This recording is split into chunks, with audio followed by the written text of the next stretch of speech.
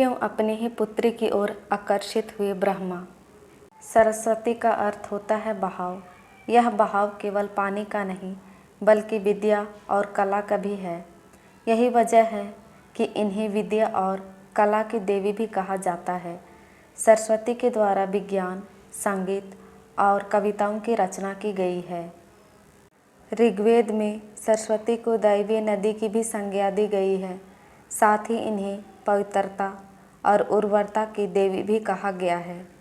सरस्वती को अन्य नामों से भी पुकारा जाता है, जिनमें भागेश्वरी, शतरूपा, ब्राह्मी, पृथुदर, बगदेवी, बीरज, शारदा आदि प्रमुख हैं। हिंदू धर्म से जुड़े पौराणिक इतिहास पर नज़र डालें तो कई ऐसी कहानियाँ सुनने को मिल जाएंगी जिनसे अभी तक आम जन वाकिफ़ नहीं हैं। विस्तृत इतिहास होने की वजह से कुछ घटनाएं छूट जाती हैं तो कुछ नज़रअंदाज कर दी जाती हैं। इन्हीं कहानियों में से एक है सृष्टि के रचयिता ब्रह्मा का अपनी ही बेटी के साथ विवाह करने की घटना। यह बात तो हम सभी जानते हैं कि ऋग्वेद के हाथों में ही इस सृष्टि की बागडोर समाहित है। ब्रह्मा के पास सृष्टि की रचना का दायित्व है तो विष्णु के पास संरक्षण का।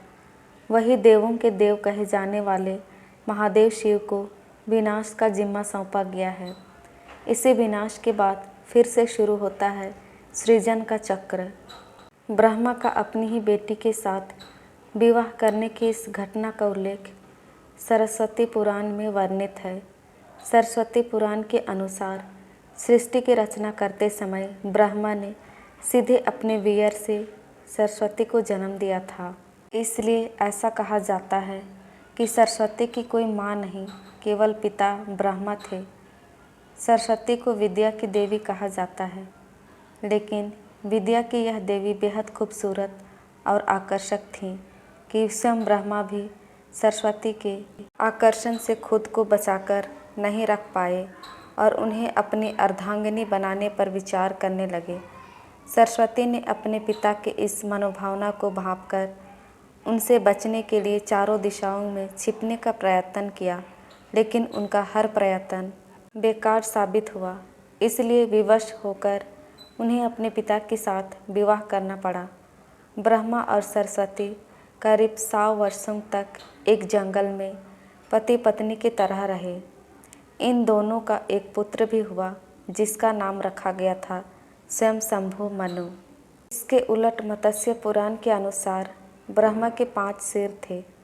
कहा जाता है जब ब्रह्मा ने सृष्टि की रचना की तो वह इस समस्त ब्रह्मांड में अकेले थे। ऐसे में उन्होंने अपने मुख से सरस्वती, सनाध्या, ब्राह्मी को उत्पन्न किया। ब्रह्मा अपनी ही बनाई हुई रचना सरस्वती के प्रति आकर्षित होने लगे और लगातार उन पर अपनी दृष्टि डाले रखते थे। ब्रह्मा की दृष्टि से बचने के लिए सरस्वती चारों दिशाओं में छिपती रहीं, लेकिन वह उनसे नहीं बच पाई। इसलिए सरस्वती आकाश में जाकर छिप गई, लेकिन अपने 5वें सिर से ब्रह्मा ने उन्हें आकाश में भी खोज निकाला और उनसे सृष्टि की रचना में सहयोग करने का निवेदन किया। सरस्वती से विवाह करने के पश्चात सर्वप्रथम मनु का जन्म हुआ। ब्रह्मा और सरस्वती की यह संतान मनु को पृथ्वी पर जन्म लेने वाला पहला मानव कहा जाता है। इसके अलावा मनु को वेदों, सनातन धर्म और संस्कृत समेत समस्त भाषाओं का जनक भी कहा जाता है। प्रजापति ब्रह्मा का अपनी ही पुत्री के प्रति आकर्षित होना और उसके साथ संभोग करना अन्य सभी देवताओं की नज़रों में अपराध था।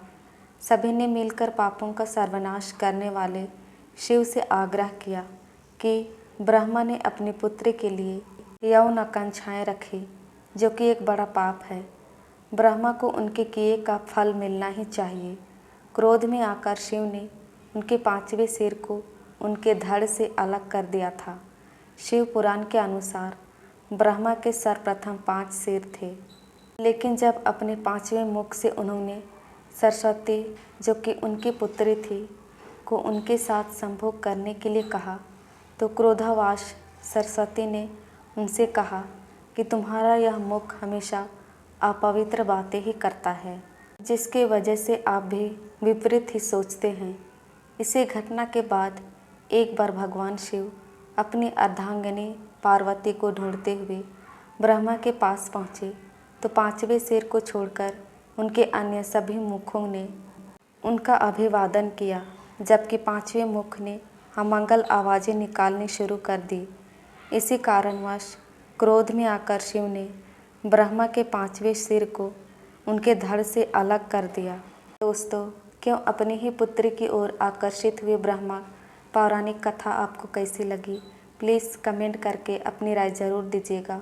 और यदि चैनल में नए हैं तो प्लीज़ चैनल को लाइक, शेयर एंड सब्सक्राइब कीजिएगा ताकि हम आपके लिए और अच्छी अच्छी कहानियाँ ला सकें। धन्यवाद।